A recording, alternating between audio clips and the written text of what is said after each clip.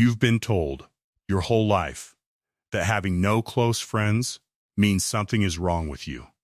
It doesn't. For one specific, rare personality type, it's not a failure at all. It's the final, most evolved stage of exactly who they were always meant to become. Subscribe before we go further. By the end of this, you'll know whether you're actually one of them. Part 1. Psychologists who study introversion and high sensitivity traits describe a progression most people never fully complete. Stage 1 is social performance, collecting friends, chasing acceptance, mistaking a crowded contact list for connection.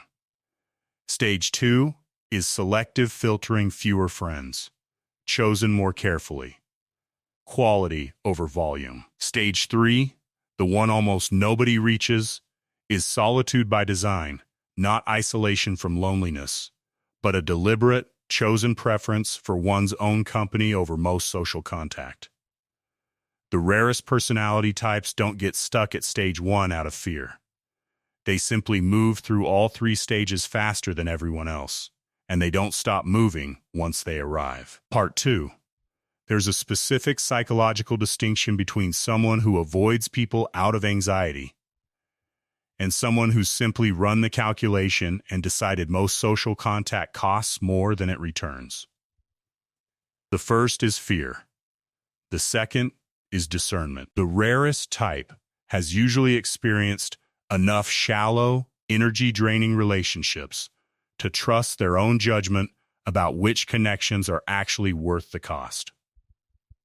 If you've ever left a social gathering feeling more drained than before you arrived, hit like right now, because what I'm about to explain is exactly why that keeps happening to you. Part 3. The rarest personality type, often overlapping with what psychologists call the highly sensitive, deeply introspective profile, doesn't lack the ability to connect. They simply require a depth of connection that most casual friendships were never built to sustain. Small talk feels, to this person, almost physically uncomfortable, not because they're superior, but because surface-level exchange offers nothing that actually nourishes them.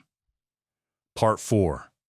Carl Jung wrote extensively about the introvert's relationship to their own inner world, describing it as richer and more demanding of attention than most people's external social world. For the rarest type, solitude is an empty time to be filled. It's the only environment where their actual thinking, creativity, and self-understanding can fully unfold without interruption or performance. Subscribe if this is resonating. Next week, we go deeper into what actually happens in the brain during extended solitude. Part 5.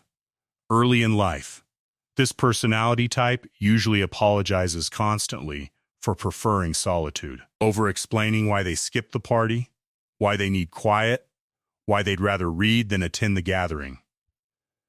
By the final stage, that explaining stops entirely.